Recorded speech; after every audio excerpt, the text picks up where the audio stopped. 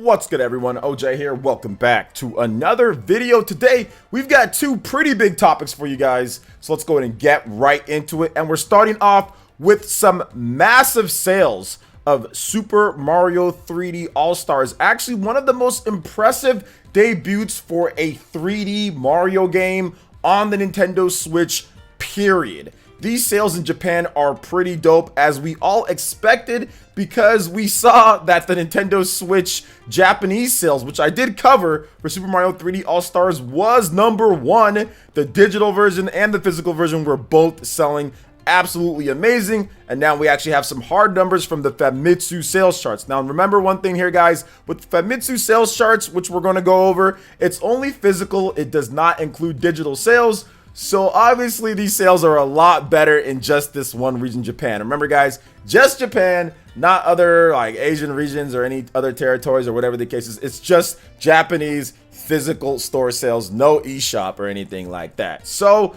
let's go in and get into it here. Shout outs to Gamatsu for the article here. So Super Mario 3D All-Stars for the Nintendo Switch was the highest selling new release for the week, opening up at 210,136 retail sales. Now, an eFootball PES 2021 season update for the PlayStation 4 followed at 26,215 opening retail sales. So those were the two new games for the week. Now, on the hardware side, this is where Nintendo kind of blasted everybody, and the Nintendo 3DS seems to be boosted a little bit in popularity after Nintendo stated that they had discontinued the Nintendo 3DS. So the Switch sold 110,029 units, pretty much outselling every other system multiple times over and over and over. The PlayStation 4 had a pretty poor outing, which once again, it's on its way out, but it's doing a lot worse on its way out than the PlayStation 3 did on its way out compared to the PlayStation 4 in Japan. It's a lot lower on its way out with the weekly sales. It only sold 1,801 units, and the Nintendo 3DS family of systems, like I said, it got a boost at 5,272 units, so people are just buying up all the last of them since it's been discontinued. Now, you guys will see the top 10 sales here. A lot of the usual suspects, guys: Animal Crossing, Ring Fit, Mario Kart 8 Deluxe, Clubhouse games, Pokemon Sword and Shield, and Super Smash Bros. Ultimate, plus a couple other games as well, which we talked about. Once again, the hardware sales were absolutely amazing for Nintendo, selling 110,000 units plus, which is extremely good in a not holiday season. Super Mario 3D All-Stars definitely boosted the Switch up to the six-figure area with this week, which is really good, That was actually a big boost over last week, which I think last week it was definitely in the tens of thousands of units, not the hundred thousands of units. So pretty good stuff there. Now, also another thing to note is that Super Mario 3D All-Stars actually had a bigger debut than like a lot of other 3D Mario games, or just Mario games in general on the Switch. For example, like Mario Kart 8, but that was at the beginning of the Switch's life, so you can't really count that. But like New Super Mario Bros. U Deluxe, for example, Super Mario Party, games like that, Super Mario 3D All-Stars kind of smoked it when it comes down to it. Now, another thing here, guys, is that in the UK, on Amazon, Super Mario 3D All-Stars is the third best-selling game of the year as well, which is also very impressive. We know here in the US, Super Mario 3D All-Stars is the second best-selling game of the year on Amazon as well. And we also know in the US and also in Japan, and of course in many regions in Europe, it's #1 on the eShop charts with Super Mario 3D All-Stars, and eShop digital sales have been absolutely amazing because of the pandemic. People don't want to go out as much and buy the games, so they can just download them straight to their system. So Super Mario 3D All-Stars proves a couple different things here. One, I think maybe Nintendo knew what they're doing here with this game. People were really complaining about it, but it seems like the fans do feel that the value is there, or they wouldn't be buying it as much. And I don't buy the excuse, oh, well, Nintendo fans will buy just about anything. That's not the case. If that was the case, then they'd be buying stuff like, for example, 1-2 Switch as much as Super Mario 3D All-Stars, which is not happening there. So there's definitely distance between what people think is value and good and what's not, because this game, Super Mario 3D All-Stars, is selling like crazy, but it also falls in line with what people were saying that they wanted a while back. People were saying, hey, we want GameCube and old school games and Wii and N64. You bring those over, you don't even got to do anything to them, just virtual console and we'll buy it. Okay, well, here you go. Here's 3 games that's actually even better than a virtual console release because they've been touched up, they've been optimized, they have way better resolution, they have better textures. So yeah, people are responding. That's what people asked for, and they got it, and now they're buying it. So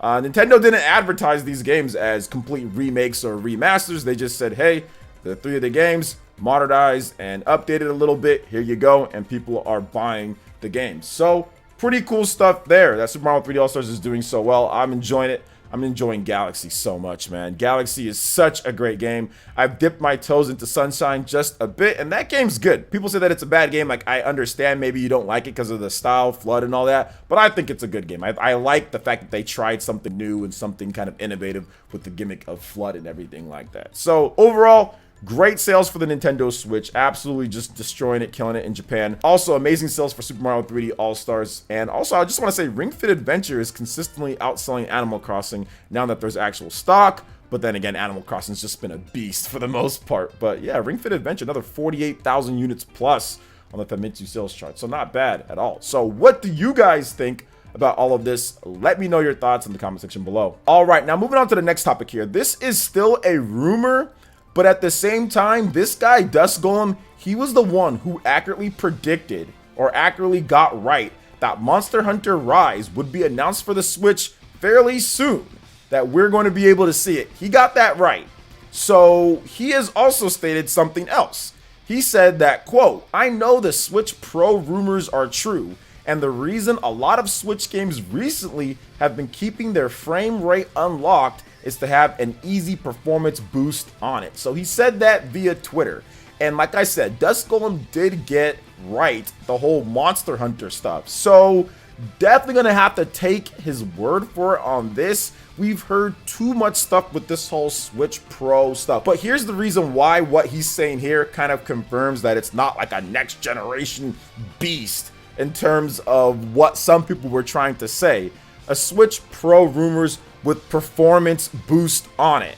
So essentially it's gonna be like a new Nintendo 3DS type of situation, guys. It's not gonna be a whole next generation system. It's not gonna be a super system that's gonna have exclusive games. It's gonna be able to take the games that we already know and already play on the regular Switch, then have a performance mode in order for them to perform better on the system. Very similar to a new Nintendo 3DS at times, even though a lot of developers didn't take too much of advantage of that. Or even like a PS4 to PS4 Pro, to where you can still play all the same games and everything, but the PS4 Pro has like a performance mode to where it boosts up the resolution and frame rates and stuff. So this might be a little bit more drastic than the difference that we saw between the 3DS and the new Nintendo 3DS, or the DS to the DSi. So it might be a little bit more of a bump comparatively.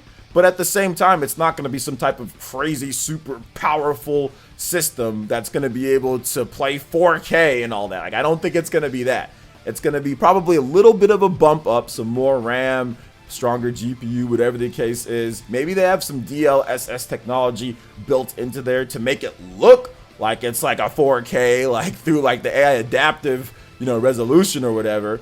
But at the same time, it's not going to be anything crazy. It's not going to be playing exclusive games on there like some people were trying to say or are kind of scared about with this. So I do feel, based on what we've been reporting right here on PlayerEssence, we recently had another video where I talked about how there was that, I think it was like some retailer that had Switch Pro as one of the things on their site, the Media Markt or whatever it was, European retail site. So there's a lot of smoke, and where there's this much smoke, especially from somebody who had just gotten right about something like Monster Hunter Rise, when people were trying to deny that Capcom was going to do anything for the Switch when it comes to Monster Hunter outside of ports, I think we're going to have to take his word for it at this point. I mean, he still could be wrong, but there's been multiple different rumors now with this whole Switch Pro or stronger revision. So I'm inclined to believe that it's going to happen at some point, just because Nintendo has a track record of it, and there's been multiple sources that say it could happen. And I've heard a few things here or there. Now, how much power it has compared to the regular Switch, what they're going to do, pricing and all that, that's yet to be seen. And when it's going to come out, But at the same time, I do think that Nintendo will revise things just a bit here, because they always have with their modular systems.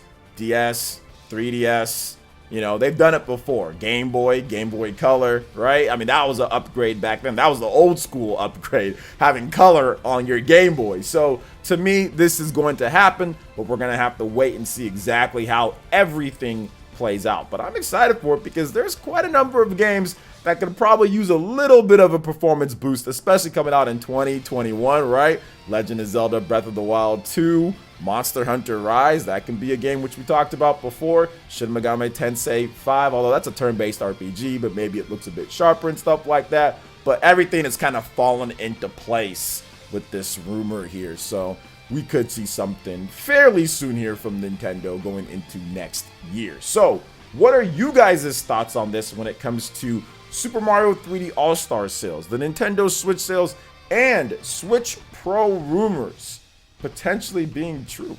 Let me know your thoughts in the comment section below. All right, guys, that wraps it up for this one here. Check out the links in the description. We got Twitter. Go and give us a follow on there. Stay up to date on all latest gaming news and information.